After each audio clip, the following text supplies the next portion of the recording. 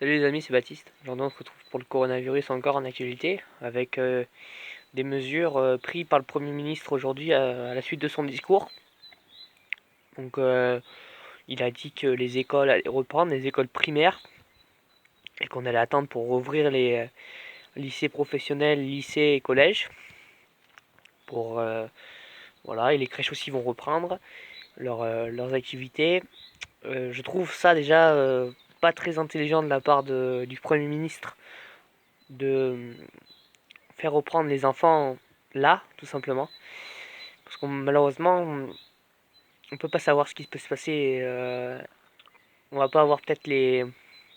Enfin, on peut pas savoir ce qui va se passer jusqu'au 11 mai, c'est sûr.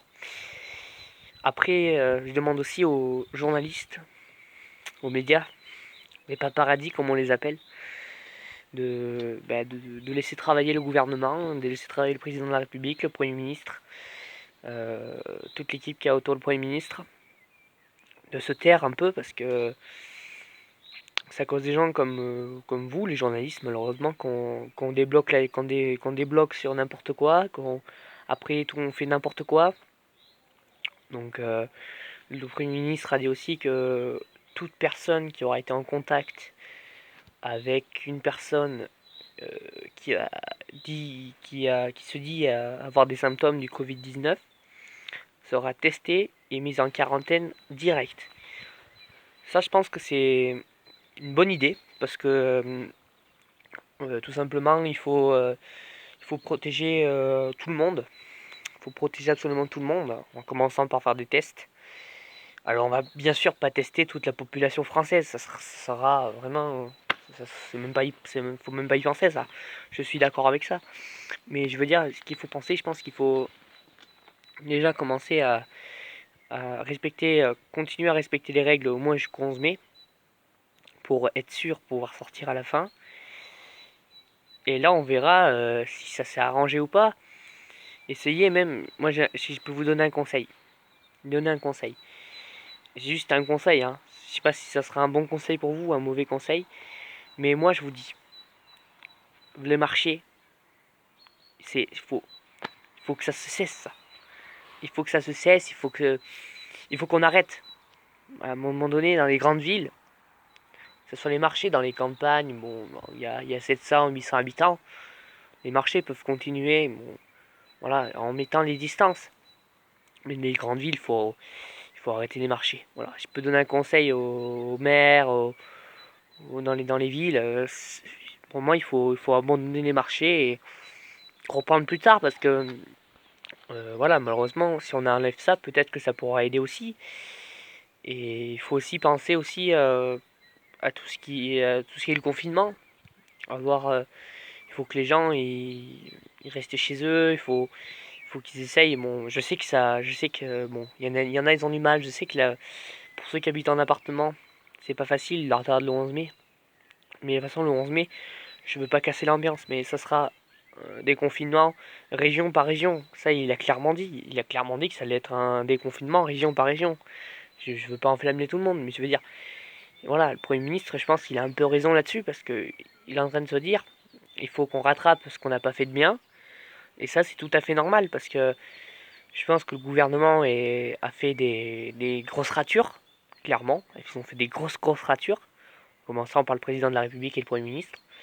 Euh, Ils vont se rattraper. C'est pour ça qu'il faut. Je pense qu'il faut que les journalistes se mêlent de leurs affaires à eux. Et au lieu de se mêler les affaires du Premier ministre ou quoi, je pense qu'il faut mieux arrêter de lui mettre la pression, arrêter de faire tout ça. Parce que si on continue, si on commence à lui mettre la pression, malheureusement, ben là ça va pas aller. Et là c'est sûr que tout le monde va briller en l'air. Et là c'est sûr que là ça va plus. Là, rien ne veut plus aller. Vous voyez, là c'est pas possible. On peut pas. Je pense il faut qu'on respecte les décisions du gouvernement, même si euh, elles sont pas de notre avis. Moi, j'en suis le premier. Elles sont pas du tout de mon avis, mais bon, sur certains points, surtout sur l'école et sur l'économie. Enfin, on voit très bien le gouvernement franchement, qui privilégie l'économie. Franchement, on le voit, et ça, malheureusement, ça a été toujours ça, le pognon, quoi. Le pognon, malheureusement, je veux pas dire, mais il y a que ça qui compte, hein. Il y a que ça qui compte dans leur gouvernement. Le pognon, c'est tout. Le pognon, et puis voilà, écoutez, je pense que c'est pas en faisant ça que dans 2 ans, Monsieur Emmanuel Macron, malheureusement, je pense que il sera pas estimé par tous les Français, et il y aura d'autres candidats, et les candidats, ils seront beaucoup plus déterminés que Macron, ou Monsieur le Président de la République. Je vais l'appeler Monsieur le Président de la République, parce que bon, il faut respecter le Président de la République.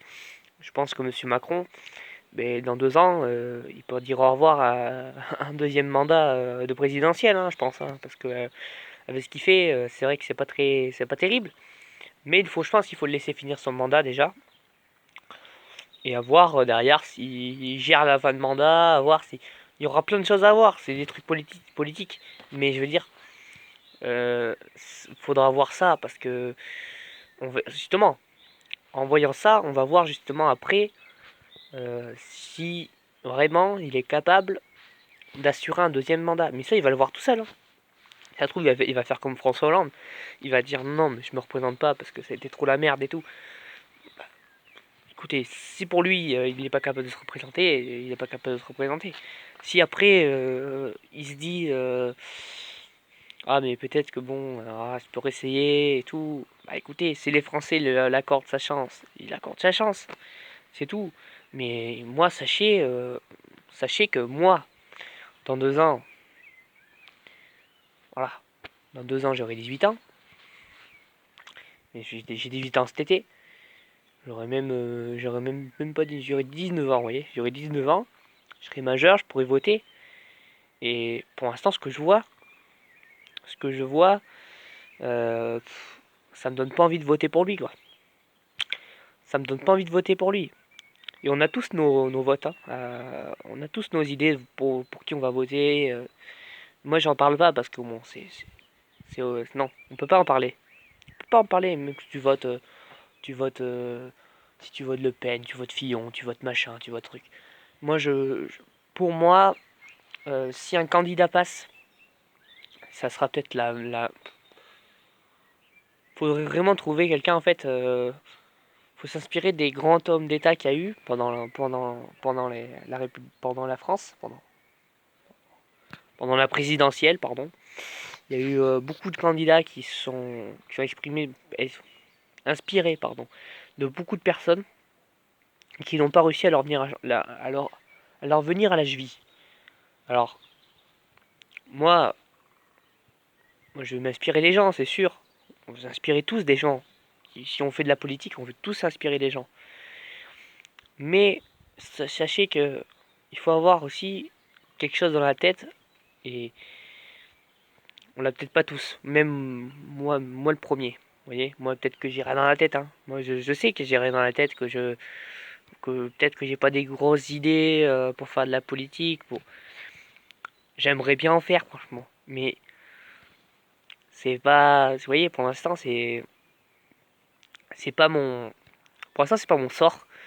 Et j'attendrai, peut-être dans 6 ans, j'aurai envie de me présenter municipal. Vous voyez, des fois ça peut changer la vie, hein. On peut tous changer, hein. Et puis voilà, j'espère écouter que je vous aurai fait réfléchir. Et j'espère qu'en tout cas vous allez tous bien chez vous, que vous n'êtes pas malade, que vos proches non plus. Et puis voilà, je vous souhaite une bonne fin de soirée. Et puis portez-vous bien. Salut.